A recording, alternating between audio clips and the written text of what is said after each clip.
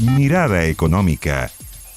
Hola, hola, ¿cómo les va? Bienvenidos a Mirada Económica a través de la pantalla de Canal 24 Horas. Una semana que hemos tenido muchos temas, muchos números de la economía. Tuvimos cifras de desempleo, cifras de crecimiento, la implementación de la ley de 40 horas. Tenemos mucho tema para conversar aquí en el estudio con el director del Instituto de Economía de la Universidad Católica, Tomás Rau. Tomás, bienvenido a Canal 24 Horas. ¿Cómo te va? Muchas gracias por la invitación, Andrés. Un gusto estar acá.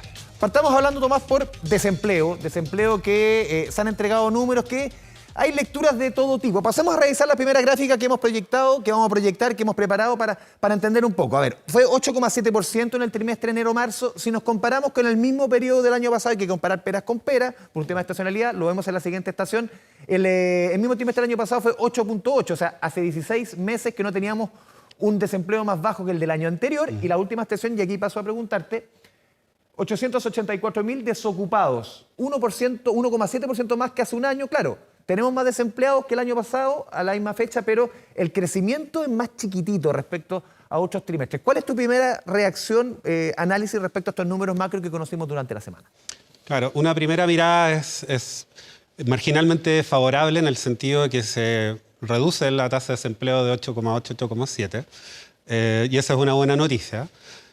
Sin embargo, como indica la gráfica, tenemos un aumento en los desocupados, tenemos 884.000 desocupados, y cuando tú miras el empleo, más allá del desempleo, estamos lejos todavía de recuperar el nivel o la tasa de ocupación que teníamos antes de la pandemia. Es decir, de la cantidad de población que tenemos, la población que está habilitada, entre comillas, para trabajar, los ocupados, tenemos menos ocupados porcentualmente respecto a antes de la pandemia, para entender. Que hay más personas trabajando, pero la población también ha crecido. Exactamente. Entonces, la población en edad de trabajar ha aumentado, aumenta todos los años, ¿eh? Según las proyecciones del INE, cada año aumenta del orden de 150.000, quizá un poquito más, 160.000 personas.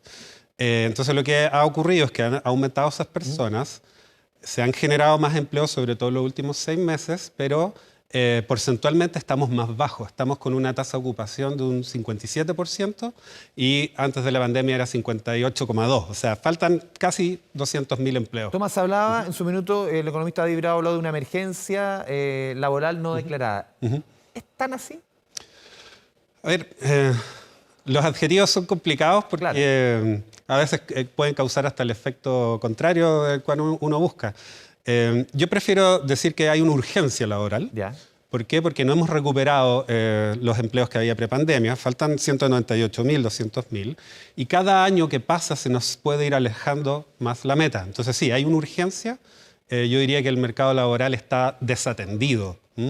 Entonces entiendo el llamado que hace David. Pasemos a revisar la siguiente gráfica para entender también la calidad de empleo que se está generando. Harto número para ir aquí interiorizándose. A ver, la informalidad llega a un 28,1%, es casi un punto superior a la del año pasado, que era 27,4, por ahí iba. El crecimiento de la informalidad en mujeres, 7,8, y los hombres, 4,1. Claro, de la cantidad de empleos que se generaron durante el último año, Tomás, casi 300.000, poco menos de la mitad son informales. ¿Qué quiere decir eso? Y sobre todo en el comercio. Sí. A ver, empleos informales son aquellos que no tienen protección laboral, ¿cierto? Puede ser desde el boletero hasta, porque el boletero es considerado informal en nuestra economía. Sí, no tiene un contrato de trabajo en el fondo. Hasta el carro de comida en la calle. Exactamente, el carrito, el pequeño emprendimiento, la venta por Instagram, todo eso es informal, que no cotiza, entonces al no cotizar no tiene seguridad social, entonces es un empleo precario en cierto sentido, porque además los salarios en promedio son menores en el sector informal. Entonces la gráfica que tú muestras indica que hay un aumento importante del empleo informal, ¿sí? Estaba en 27,4 y ahora ha subido al 28,1, que no es una cifra de extrañar. Antes de la pandemia la tasa de informalidad era sobre el 28%. Cercano al 29, al 30. Exactamente. Entonces no es un número que sea extraño para la realidad nacional, pero sí debiese preocuparnos mucho. ¿Por qué? Porque ya son 2,6 millones de personas, ¿sí? Son 2,6 millones de personas que en su gran mayoría no están cotizando. Hay 884.000 desempleados, como mostraste anteriormente. Entonces tenemos más de 3 millones de trabajadores que no cotizan Y bueno, eso va a ser muy complicado cuando venga el tiempo de las pensiones.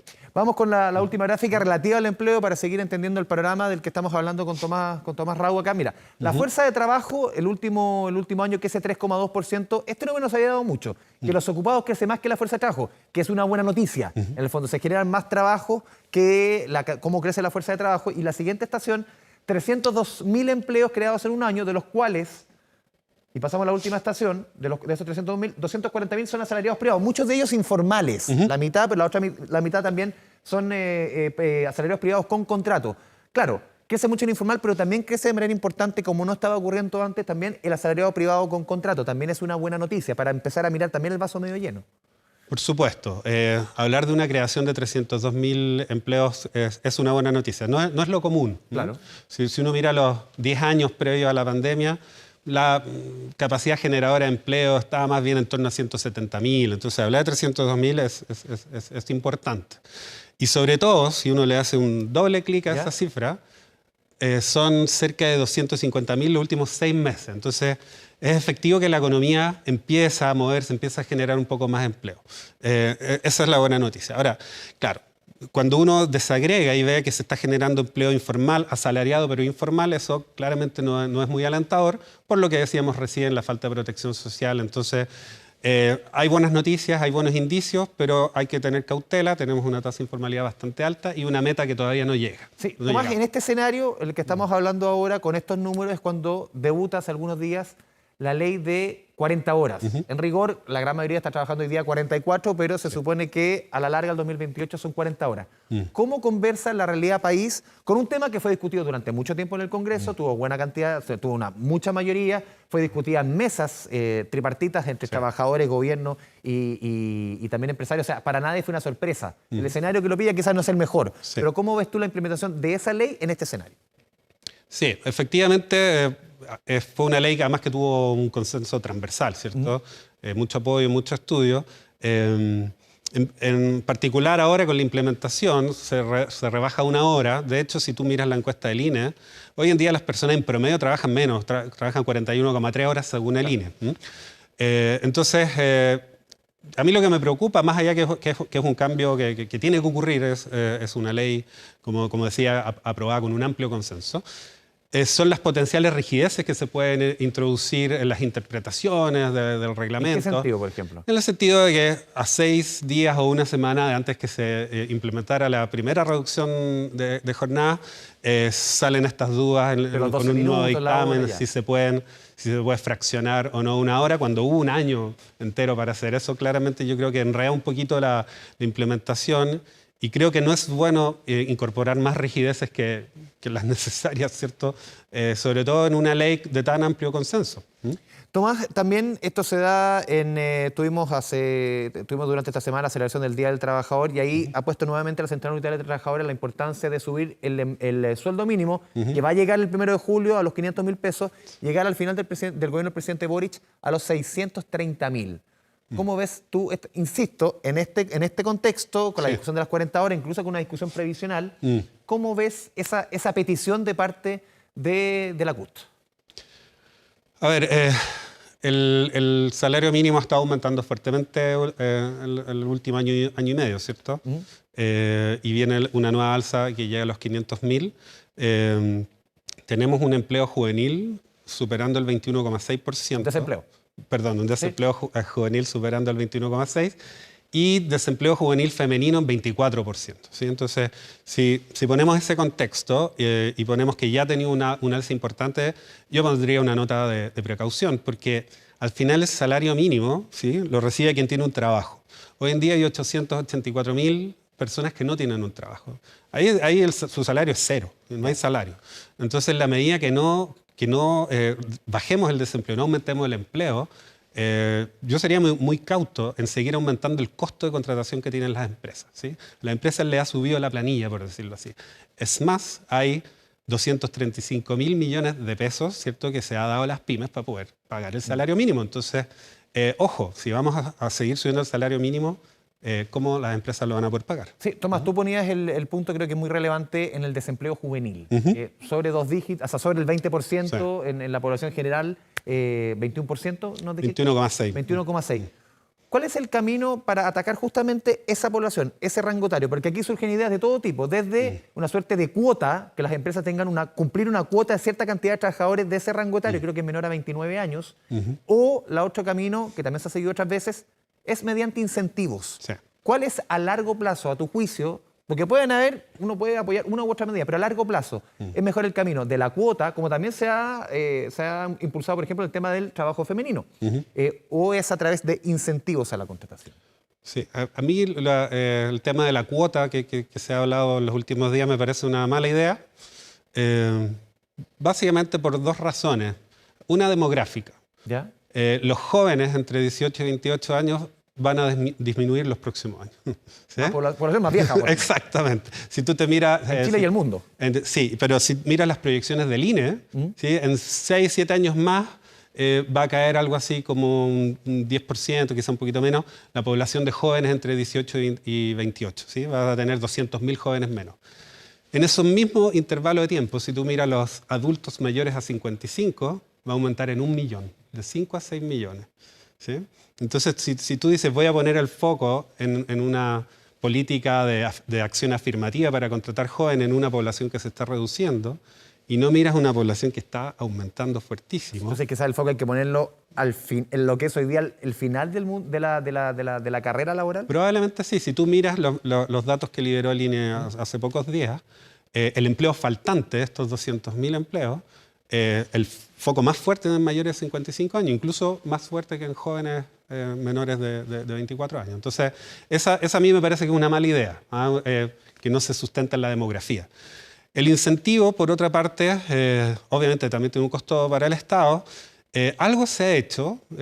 No hay que olvidar que tenemos el subsidio al empleo joven, que fue instaurado en 2009, que tuvo ciertos efectos importantes en el pic de la crisis subprime, después decayeron.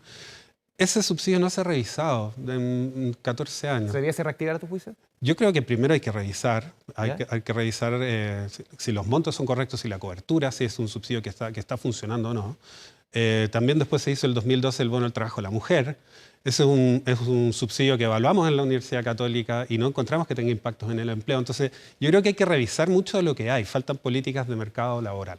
Que rasquen donde pica. Exactamente. Vamos a la pausa, Tomás Rau, director del Instituto de Economía de la Católica, y a la vuelta vamos a conversar de crecimiento del IMASEC, 0,8% de marzo, claro, más bajo que los primeros meses del año, lo profundizamos aquí en Mirada Económica.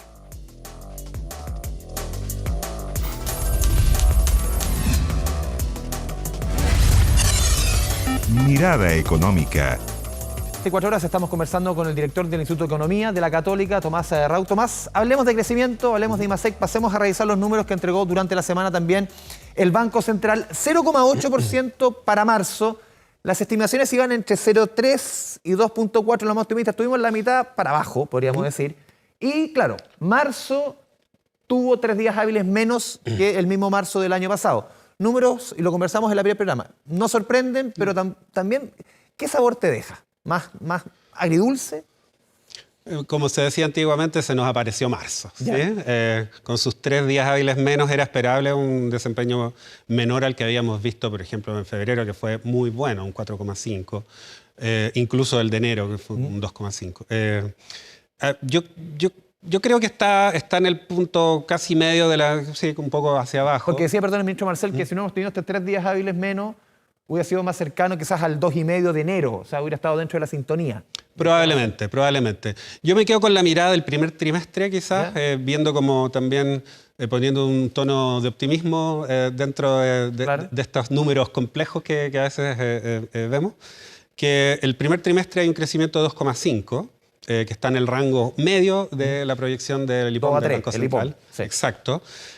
Sin duda que es insuficiente para todas las demandas que el país tiene, para la tasa de crecimiento que tuvimos durante décadas.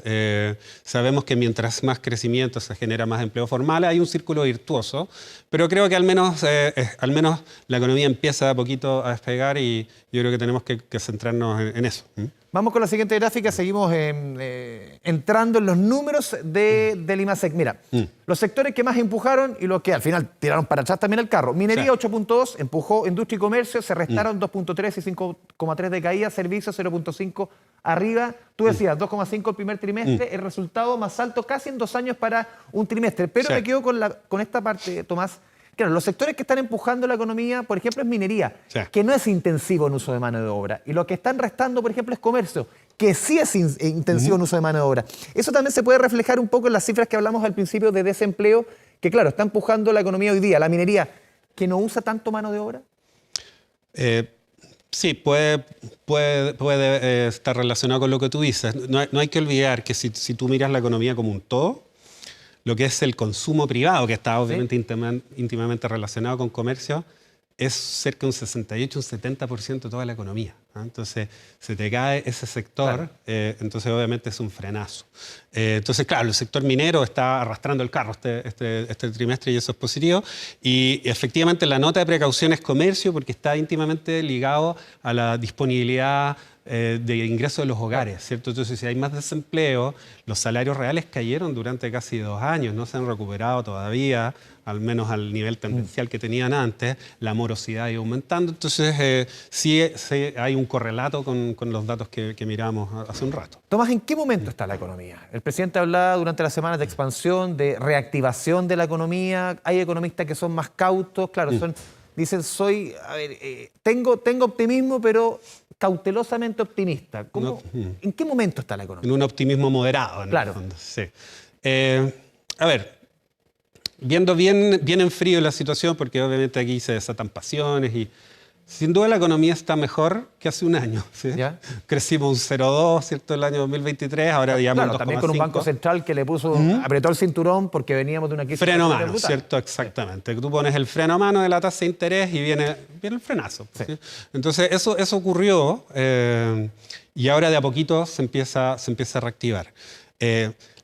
Entonces yo miraría eso como algo positivo. Lo no tan positivo, que es algo que arrastramos hace mucho tiempo, es que el crecimiento tendencial está en un 2% o 1,9%. Eso es más crónico porque se apunta mucho al gobierno de turno. Se apunta mucho y se critica. Lo vimos en la ANAE, tú estuviste presente en la ANAE. Se ha apuntado mucho al gobierno de turno y dice también aquí hay cuestiones más crónicas. Ahí, por supuesto. ¿Cómo lo ves tú? Acá hay temas estructurales, no hay que desmerecer eso. Sería uno miope achacarle todo, ¿cierto?, a un gobierno en 2 años. Acá hay muchas cosas estructurales. Tenemos un crecimiento tendencial, como decía, plano en 2%. Tenemos la inversión cayendo. El año pasado cayó un 1,1%. Este año va a caer un 2%.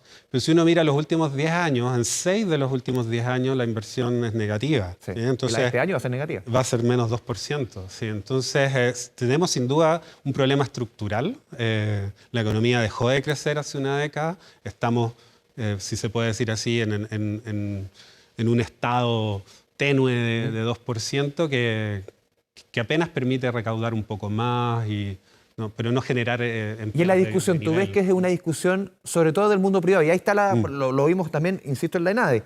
Hay prejuicios de lado y lado. Incluso el presidente hablaba aquí, hay un negativismo. Falta quizás mirar con mejor cara. Incluso se ha hablado de ciertos prejuicios. Te insisto en el concepto que hablaba el presidente. ¿Tú lo ves tan así? ¿Tú ves que hay una desconfianza del gobierno o cierta parte del gobierno hacia el empresariado, desde cierta parte del empresariado hacia el gobierno? A ver, es una pregunta interesante. Yo diría más que hay un post-juicio de al menos la campaña probablemente del primer fracaso constitucional, donde se puso en duda las bases que han cimentado el crecimiento de este país, ¿cierto? Que es básicamente inversión, ¿cierto? Un clima pro negocios. Eso recordemos que hace pocos años atrás había voces que hablaban de decrecimiento, ¿sí? Y no se le puso énfasis, y eso es cierto, y se ha hecho un mea culpa que no se habló, se apostaron todas las fichas del primer proyecto constitucional, y yo creo que eso no es inocuo.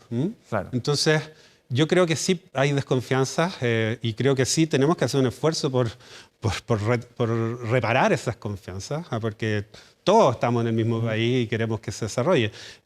Pero yo entiendo un poco que esa fue la dinámica. Entonces, por eso te digo que es más un post-juicio. Claro. ¿Y cuál es la evaluación que tú haces? 2 años, estamos prácticamente en la mitad del gobierno del presidente Boric, de la gestión de Mario Marcel.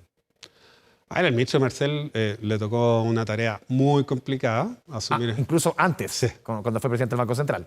Claro, por supuesto. Pero en estos 2 años. Yo creo que ha logrado ordenar las cifras fiscales, macro, ¿sí?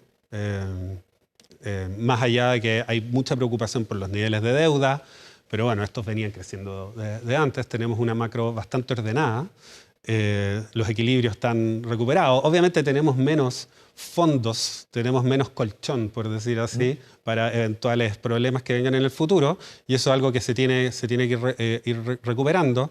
Yo creo que donde nos falta, más allá de personificándonos la figura del ministro, falta la gran reforma micro, por decir así. Algo se está haciendo en el Congreso con los permisos sectoriales para ver si se pueden acelerar un poquito. Hasta el Ministerio de Economía.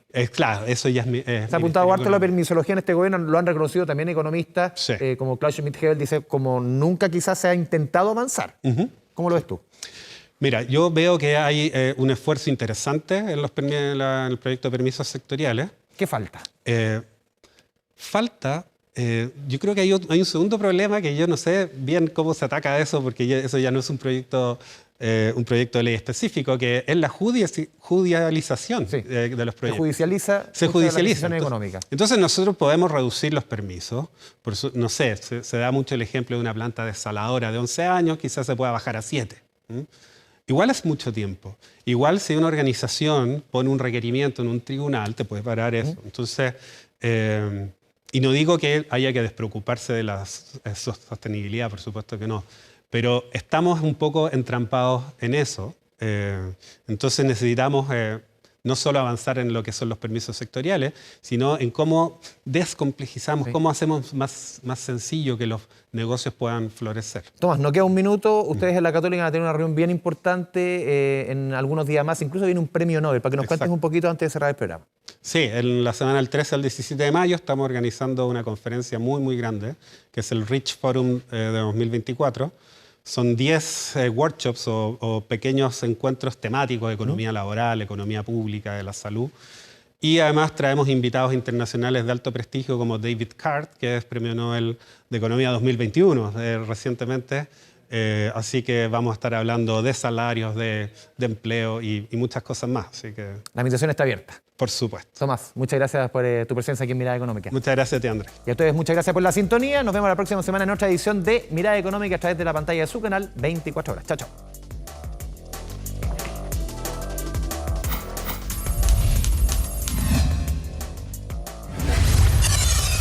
Mirada Económica.